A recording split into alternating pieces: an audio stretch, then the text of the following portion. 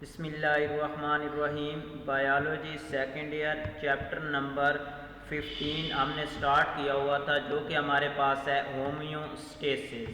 हमने पहले लेक्चर में होम्योस्टेसिस को डिफ़ाइन किया था। उसके बाद हमने कंपोनेंट ऑफ होम्योस्टेसिस कौन कौन से हैं इस चीज़ को हमने डिस्कस किया, और उसके बाद हमने होम्योस्टेसिस के मैकेनिज़्म के बारे में शॉर्टली हमने डिफ़ाइन किया था। ये डेफिनेशंस की थी कि जो होम्योस्टेसिस है, इस चैप्टर के अंदर हमने 3 मेजर मैकेनिज़्म को डिस्कस करना है।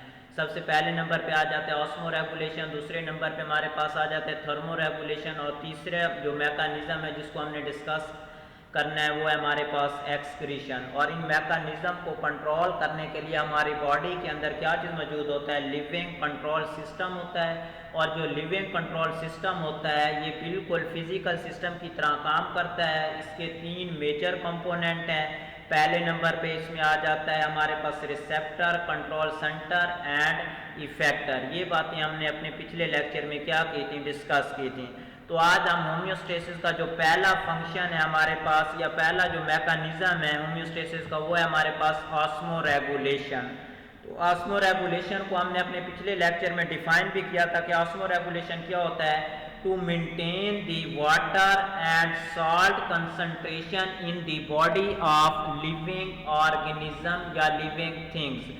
कोई भी लिविंग ऑर्गेनिज्म है अगर वो क्या करता है, अपनी बॉडी के अंदर वाटर एंड सॉल्ट की कंसंट्रेशन को मेंटेन करता है, तो इसे हम क्या कहते हैं, ऑस्मो रेगुलेशन कहते हैं।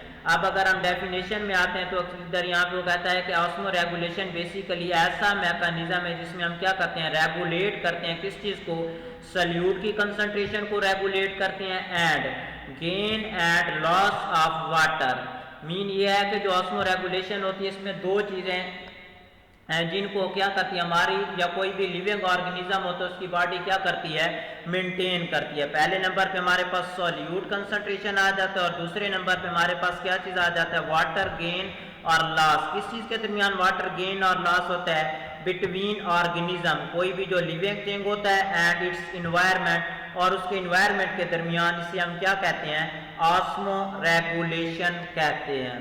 तो ये हमारे पास क्या चीज़ आ जाएगी, डेफिनेशन आ जाएगी कि ऑस्मो रेगुलेशन क्या है।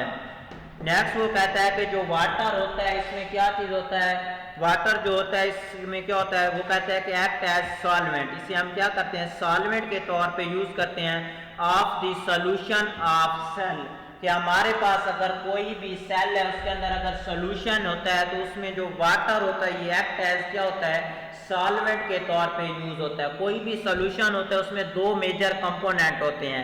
पहले नंबर पे हमारे पास आ जाता है, जो कोई भी सोल्यूशन होता है उसका जो पहला कंपोनेंट आ जाता है वो आ जाता है सोल्यूट। दूसरे नंबर पे आ जाता है सॉल्वेंट, और सॉल्वेंट वो होता है जो सोल्यूशन में ज़्यादा कंसंट्रेशन में प्रेजेंट होता है। और जो भी जितने भी हमारे बॉडी के अंदर या कोई भी लिविंग सेल है उसकी बॉडी के अंदर जो वाटर होता है ये क्या होता है, सोल्यूशन में एक्ट एज सॉल्वेंट, सॉल्वेंट के तौर पे क्या करता है, काम करता है। Each cell has been adapted to a definite quantity of water in relation to salt in it to perform its function। वो कहता है कि हर सेल के अंदर क्या होता है, डेफिनेट मीन के एक वाज़े फॉर्म में क्या चीज़ मौजूद होता है, वाटर, या फिर उसके अंदर क्या होता है, सॉल्ट का रिलेशनशिप होता है according to their function. Next वो कहता है कि जो होम्योस्टेसिस मैकेनिज्म होता है ये जनरली मेंटेन करता है इट्स कंसंट्रेशन, मीन के वाटर एंड सॉल्ट की जो कंसंट्रेशन होती है होम्योस्टेसिस में, ऑस्मो रेगुलेशन उसको क्या करता है, मेंटेन करता है। नेक्स्ट हमारे पास आ जाता है ऑस्मोसिस क्या होता है। तो सबसे पहले हम ऑस्मोसिस को डिफाइन करेंगे, और उसके रिलेटेड नेक्स्ट हमारे पास वाटर बैलेंस सिस्टम आता है, तो उसको हम क्या करेंगे, अंडरस्टैंड करेंगे। तो यहाँ पे हमारे पास ऑस्मोसिस वो कहता है कि movement of water molecule from lower solute concentration to higher solute concentration, इसे हम क्या कहते हैं, ऑस्मोसिस कहते हैं। मीन के पानी का अपने लोअर सल्यूट कंसंट्रेशन से सेमी परमिएबल मेम्ब्रेन के थ्रू हायर सल्यूट कंसंट्रेशन की तरफ मूव करना, इसे हम क्या कहते हैं, ऑस्मोसिस कहते हैं। अब यहाँ पे हमारे पास है एक सेल ए, और दूसरी तरफ हमारे पास ये सेल क्या है, बी है। इन दोनों के दरमियान ये जो सेपरेशन है ये बेसिकली सेमी परमिएबल मेम्ब्रेन के थ्रू एक दूसरे से क्या हुए हैं, सेपरेट हुए हैं। अब सेल ए के अंदर जो सल्यूट है इसकी कंसंट्रेशन है 1 और सेल बी है तो इसके अंदर हम देख रहे हैं यहाँ पे जो सल्यूट है इसकी जो कंसंट्रेशन है वो कितनी है 4 है। मीन सेल ए के अंदर सल्यूट 1 है, मीन के सल्यूट की तादाद कम है, और जो सेल बी है इसके अंदर सल्यूट की तादाद क्या है, ज्यादा है। तो पानी जो होता है वो क्या करेगा, सेल ए से सेल बी की तरफ क्या करेगा, मूव करेगा। किस चीज के थ्रू, सेमी परमिएबल मेम्ब्रेन के थ्रू। और इस प्रोसेस को हम क्या कहते हैं, ऑस्मोसिस कहते हैं, कि पानी के मॉलिक्यूल का लोअर सल्यूट कंसंट्रेशन या लोअर साल्ट कंसंट्रेशन से हायर साल्ट कंसंट्रेशन की तरफ मूव करना क्या कहलाता है, ऑस्मोसिस कहलाता है। अब यहाँ पे हमारे पास एक और डायग्राम है। यहाँ पे हम देख रहे हैं कि हमारे पास एक बीकर है जिसमें 2 सेल हैं। एक सेल हमारे पास ये 1 है, ये सेल हमारे पास 2 है। 2 सेल के पास सल्यूट कंसंट्रेशन क्या है, लो है, कम है। 1 के पास क्या है, ज्यादा है। तो पानी क्या करता है, जहां से सल्यूट कंसंट्रेशन कम है जिधर, उधर से हायर सल्यूट की तरफ पानी मूव करता है सेमी परमिएबल मेम्ब्रेन के थ्रू। इसे हम क्या कहते हैं, ऑस्मोसिस कहते हैं। उसके बाद हमारे पास आ जाता है water, balance of water and solute in the living body. Cell consistently encounter extra cellular environment. तो हमारे पास 3 तरह का इन्वायरमेंट है। पहले नंबर पे आ जाता है हाइपोटोनिक इन्वायरमेंट। हाइपोटोनिक इन्वायरमेंट ऐसा इन्वायरमेंट होता है जिसमें जो सेल होता है, ऐसे इन्वायरमेंट में जो सेल होता है उसके अंदर जो साल्ट होता है या जिसे हम सल्यूट कहते हैं वो ज्यादा कंसंट्रेशन होती है, जबकि उसके बाहर जो इन्वायरमेंट होता है उसके अंदर जो साल्ट की कंसंट्रेशन होती है वो क्या होती है, कम होती है। जिसकी वजह से जो सेल होता है वो हमेशा लोअर सल्यूट से हायर सल्यूट की तरफ पानी मूव करता है। तो पानी सेल के अंदर मूव करेगा, सेल क्या हो जाएगा, रिजिड हो जाएगा। इस तरह का जो इन्वायरमेंट होता है इसे हम क्या कहते हैं, हाइपोटोनिक सोल्यूशन कहते हैं। तो यहाँ पे वो कहता है कि if external environment has lower solute concentration. यहाँ पे आप देख रहे हैं डायग्राम के अंदर कि जो एक्सटर्नल इन्वायरमेंट है उसके अंदर सल्यूट या साल्ट की कंसंट्रेशन है 10 as compare to external, as compare to यहाँ पे बेटा आने इंटरनल सेल कंडीशन, कि जो इंटरनल सेल कंडीशन है उसकी कंपेयर जो बाहर वाला इन्वायरमेंट है उसमें सल्यूट की कंसंट्रेशन क्या है, कम है। जिसकी वजह से पानी क्या करता है, सेल के अंदर दाखिल होगा। जब पानी सेल के अंदर दाखिल होगा तो जो सेल होता है इसका जो सोल्यूशन होता है वो क्या हो जाएगा, डिल्यूट, और सेल क्या हो जाएगा, हाइपोटोनिक इन्वायरमेंट की वजह से क्या हो जाएगा, ट्रिजेट हो जाएगा, क्योंकि इसने पानी गेन किया, और ये जो है हार्मफुल कंडीशन है। दूसरे नंबर पे हमारे पास आ जाता है हाइपरटोनिक इन्वायरमेंट। हाइपरटोनिक इन्वायरमेंट में ये होता है कि जो बाहर का सेल का इन्वायरमेंट है उसके अंदर सल्यूट होता है 20%, सेल के अंदर क्या है 10% है। मीन के बाहर सल्यूट की कंसंट्रेशन है ज्यादा, मीन के कंसंट्रेटेड सोल्यूशन है, अंदर सल्यूट की कंसंट्रेशन है कम, मतलब डिल्यूट सोल्यूशन है। तो पानी हमेशा कम सल्यूट से ज्यादा सल्यूट की तरफ जाएगा। सेल से पानी क्या करेगा, बाहर मूव करेगा, जिसकी वजह से क्या होता है, जो सेल होगा वो क्या हो जाएगा, श्रिंकेज हो जाएगा। If more concentrated external environment, more concentrated external environment का मतलब ये है कि अगर सेल जो है उसके जो बाहर का इन्वायरमेंट है उसके अंदर सल्यूट की कंसंट्रेशन ज्यादा है as compare to cell internal concentration, तो जिसकी वजह से जो पानी होता है वो क्या होता है, सेल से बाहर जाएगा, जिसकी वजह से सेल श्रिंकेज हो जाएगा, सेल वाटर को लॉस करेगा, और ये कंडीशन भी सेल के लिए क्या होती है, हार्मफुल होती है। उसके बाद हमारे पास आ जाता है तीसरे नंबर पे आइसोटोनिक इन्वायरमेंट आ जाता है।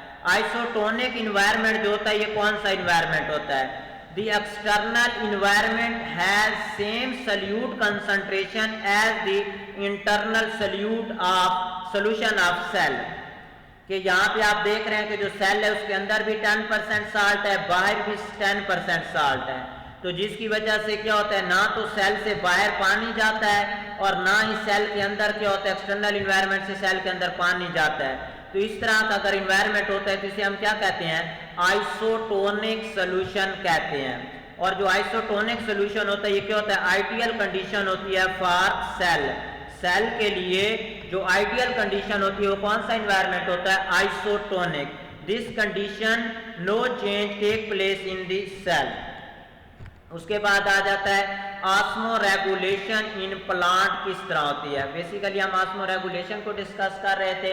ऑस्मो रेगुलेशन का मतलब होता है to maintain water and salt concentration in the body. Body के अंदर एक नैरो रेंज के अंदर वाटर एंड सॉल्ट की कंसंट्रेशन को मेंटेन करना क्या कहलाता है, ऑस्मो रेगुलेशन कहलाता है। अब प्लांट को ऑस्मो रेगुलेशन के हिसाब से या एनवायरनमेंट के हैबिटेट के हिसाब से 3 टाइप में डिवाइड किया है, हाइड्रोफाइट, मीजोफाइट और तीसरे नंबर पे क्या चीज आ जाता है, जीरोफाइट्स।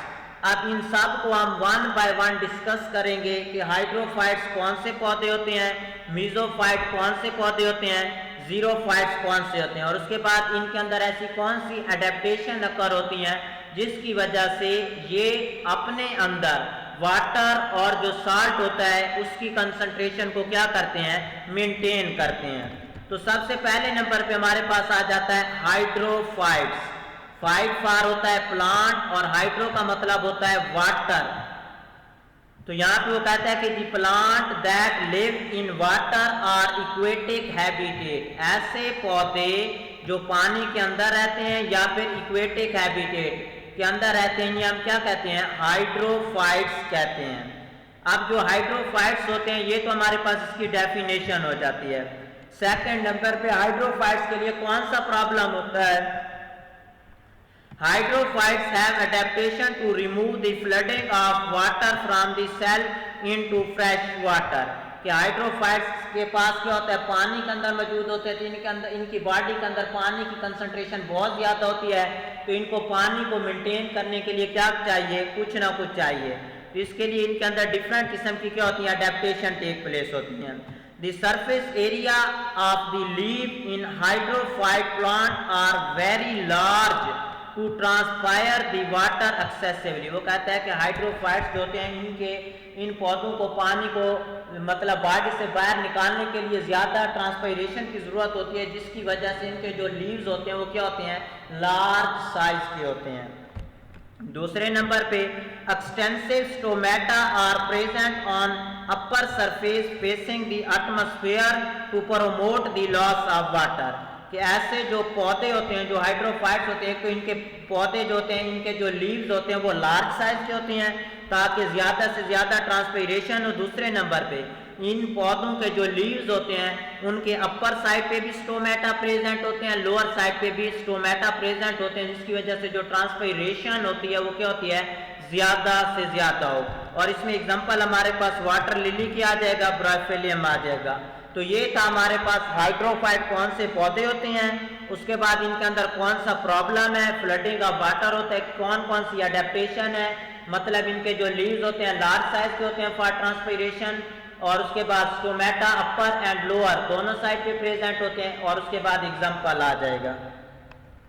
नेक्स्ट हमारे पास आ जाता है मीजोफाइट्स। मीजोफाइट्स ऐसे प्लांट होते हैं जो लिव करते हैं मॉडरेट सप्लाई ऑफ वाटर, इनको हम क्या कहते हैं, मीजोफाइट्स कहते हैं। अब जो मीजोफाइट्स होते हैं इनमें हमारे पास क्या चीज आ जाता है, इनको हम क्या कहते हैं, मीजोफाइट्स कहते हैं, जो मॉडरेट सप्लाई ऑफ वाटर में रहते हैं। They have moderate supply of water होता है, इनके अंदर अडेप्टेशन, जब क्या होता है पानी की सप्लाई ज्यादा होती है तो स्टोमेटा जो होते हैं ये ओपन होते हैं, ट्रांसपायरेशन ज्यादा होती है। जब पानी की सप्लाई क्या हो जाती है, कम हो जाती है, स्टोमेटा क्लोज हो जाते हैं, ट्रांसपायरेशन का रेट भी क्या हो जाएगा, क्लोज। और इसमें एग्जांपल हमारे पास ब्रासिका आ जाता है, रोज आ जाता है एंड मैंगोज आ जाता है। तो ये था हमारे पास मीजोफाइट्स के। मीजोफाइट्स ऐसे पौधे होते हैं जो क्या करते हैं, मॉडरेट सप्लाई ऑफ वाटर में रहते हैं। उसके बाद इनमें अगर पानी की सप्लाई इनको ज्यादा हम देते हैं तो इनके जो स्टोमेटा होते हैं ओपन हो जाते हैं, ट्रांसपायरेशन का रेट बढ़ जाता है। अगर पानी की कमी हो, इनके कम सप्लाई होती है वाटर की, तो ये क्या करते हैं, स्टोमेटा क्लोज कर लेते हैं, और उसके बाद क्या होता है, ट्रांसपायरेशन रेट लो हो जाता है। इसमें एग्जांपल ब्रासिका, रोज, गुलाब और मैंगो वगैरह आ जाता है। तीसरे टाइप जो हमारे पास क्या है ऑस्मो रेगुलेशन इन प्लांट में, वो है हमारे पास जीरोफाइट्स। जीरोफाइट्स ऐसे प्लांट होते हैं जो लिव करते हैं इन सीवियरली ड्राई टेरेस्ट्रियल हैबिटेट, या ऐसी जगह पे रहते हैं जहां पे पानी की जो सप्लाई होती है वो क्या होती है, बहुत कम होती है। इन्हें हम क्या कहते हैं, जीरोफाइट्स कहते हैं। और जीरोफाइट्स का प्रॉब्लम क्या होता है, to reduce the rate of transpiration, क्योंकि ये कम सप्लाई या वाटर में रहते हैं तो इनको ट्रांसपायरेशन के थ्रू पानी जो होता है कम से कम क्या करना होता है, ट्रांसपायर करना होता है। तो कम से कम ट्रांसपायरेशन के लिए इसने अपने अंदर कुछ अडेप्टेशन टेक किया, तो वो कौन कौन सी अडेप्टेशन है जो इसके अंदर क्या हुई है, टेक प्लेस हुई है। ये शॉर्ट क्वेश्चन बहुत इंपॉर्टेंट है कि जीरो फाइट्स के अंदर कौन सी अडेप्टेशन टेक प्लेस हुई है। तो जो जीरो फाइट्स होते हैं, पहली बात तो ये इनके जो लीव्स होते हैं स्मॉल होते हैं और थिक होते हैं। And to limit the water loss by reducing surface area proportional to the volume, mean के इनके जो लीव होते हैं स्मॉल होते हैं, दूसरे नंबर पे थिक होते हैं, और इनके जो लीव होते हैं उनके ऊपर क्या होती है, वैक्सी क्यूटिकल की कवरिंग होती है या लेदरी क्यूटिकल की कवरिंग होती है जो पानी के लॉस से क्या करता है, प्रिवेंट करती है। उसके बाद जो स्टोमेटा होते हैं ये हमेशा क्या होते हैं, लोअर साइड पे मौजूद होते हैं। उसके बाद रेनी सीजन जब होता है तो इसके जो स्टैम्प होता है वो क्या कर लेता है, वाटर को स्टोर कर लेता है और उसको ड्राई कंडीशन में क्या करता है, यूज करता है। और ऐसे पौधे जिनके वाटर क्या कर लेते हैं, स्टोर कर लेते हैं ड्यूरिंग रेनी सीजन, ऐसे पौधों को हम क्या कहते हैं, सक्कुलेंट प्लांट स्टैम्प कहते हैं। और इसमें एग्जांपल कैक्टस, यूफोर्बिया की आ जाएगी। तो ये था हमारे पास जीरो फाइट्स क्या होते हैं। ऐसे पौधे होते हैं जो क्या करते हैं, ड्राई कंडीशन में रहते हैं। ऐसे पौधों को डिहाइड्रेशन का प्रॉब्लम होता है, किस तरह दूर करते हैं, लीव्स थिक होते हैं, स्मॉल होते हैं, लोअर साइड पे स्टोमेटा होते हैं, लीव्स के ऊपर वैक्सी क्यूटिकल की कवरिंग होती है और स्टेम के अंदर अवेलेबिलिटी होती है, वो स्टोर कर लेता है वाटर को। तो ये था हमारा आज का लेक्चर। एक बार रिवाइज कर लेते हैं कि आज हमने शुरू किया है कि what is osmoregulation. Osmoregulation का मतलब होता है maintain water and salt concentration in the body of plant, क्योंकि osmoregulation sorry in living organism. उसके बाद जो वो कहता है कि जितने भी सेल होते हैं उनके अंदर जो सोल्यूशन होते हैं उनमें जो सॉल्वेंट होता है ये वाटर एक्ट एज सॉल्वेंट होता है, और इसकी जो कंसंट्रेशन या क्वांटिटी होती है वो सेल के फंक्शन के एतबार से डिफरेंट होती है। और साल्ट के ऑस्मोसिस को हमने डिफाइन किया कि पानी हमेशा लोअर सल्यूट या डिल्यूट सल्यूट कंसंट्रेशन से हायर सल्यूट या फिर कंसंट्रेटेड सोल्यूशन की तरफ सल्यूट की तरफ मूव करता है, तो इसे हम ऑस्मोसिस कहते हैं। उसके बाद वाटर बैलेंस तीन तरह का है, हाइपोटोनिक जिसमें एक्सटर्नल इन्वायरमेंट में साल्ट ज़्यादा होते हैं, कम होते हैं, इंटरनल सेल के अंदर साल्ट ज़्यादा होते हैं। तो पानी हमेशा कम साल्ट से ज़्यादा साल्ट की तरफ मूव करेगा तो पानी सेल के अंदर आएगा। तो इस तरह की जो सोल्यूशन होते हैं इसे हाइपोटोनिक रहते हैं। अब है हाइपरटोनिक, इसमें जो एक्सटर्नल इन्वायरमेंट होता है सेल का उसके अंदर ज़्यादा साल्ट होते हैं, सेल के अंदर कम साल्ट होते हैं, तो पानी सेल से बाहर मूव करेगा, सेल क्या हो जाएगा, श्रिंकेज हो जाएगा। तीसरे नंबर पे आ जाता है आइसोटोनिक, इसमें एक्सटर्नल और सेल के इंटरनल एनवायरनमेंट में सेम कंसंट्रेशन होती है साल्ट की। अब प्लांट के अंदर ऑस्मो रेगुलेशन हम पढ़ लिया है। प्लांट को क्या किया, हैबिटेट के एतबार से तीन तरह की टाइप में डिवाइड किया गया, हाइड्रोफाइट, मेसोफाइट, जीरोफाइट। हाइड्रोफाइट ऐसे पौधे होते हैं जो पानी के अंदर रहते हैं, इनको बॉडी के अंदर पानी बहुत ज़्यादा होता है, तो ये पानी को किस तरह रिमूव करते हैं, इनके पौधे जो होते हैं, इनके जो लीव्स होते हैं लार्ज साइज के होते हैं, उसके stomata upper and lower side पे होते हैं, ट्रांसपीरेशन हाई होता है। एग्जांपल वाटर लिली की आ जाएगी। मीजोफाइट ऐसे पौधे होते हैं जो मॉडरेट सप्लाई या वाटर में रहते हैं। ऐसे पौधे जो होते हैं इनमें अगर पानी की सप्लाई इनको ज़्यादा देते हैं तो ट्रांसपीरेशन ज़्यादा होती है, स्टोमेटा ओपन हो जाते हैं। अगर पानी की सप्लाई कम है स्टोमेटा क्लोज हो जाते हैं और जो हमारे पास ट्रांसपीरेशन होता है वो कम हो जाता है। एग्जांपल ब्रासिका, रोज और मैंगो की आ जाती है। तीसरे नंबर पे जीरोफाइट्स आ जाते हैं, ऐसे पौधे होते हैं जो क्या होते हैं, ड्राई कंडीशन में रहते हैं, ऐसे पौधों को डिहाइड्रेशन का मसला होता है। अब जो ऐसे पौधे होते हैं उनके जो लीव होते हैं स्मॉल होते हैं, थिक होते हैं। ऐसे पौधे जो होते हैं इनके लीव्स के ऊपर कवरिंग होती है वैक्सी लेदरी क्यूटिकल की। और ऐसे पौधे जो होते हैं इनके जो क्या होते हैं, लीव्स होते हैं उनके स्टोमेटा सिर्फ लोअर साइड पे मौजूद होते हैं। और जो जीरोफाइट्स पौधे होते हैं इन पे क्या होते हैं, स्टेम के अंदर एबिलिटी होती है कि वो उसको रेनी सीजन में पानी को स्टोर कर लेते हैं। और इसमें एग्जांपल कैक्टस एंड यूफोर्बिया की आ जाएगी। Thank you.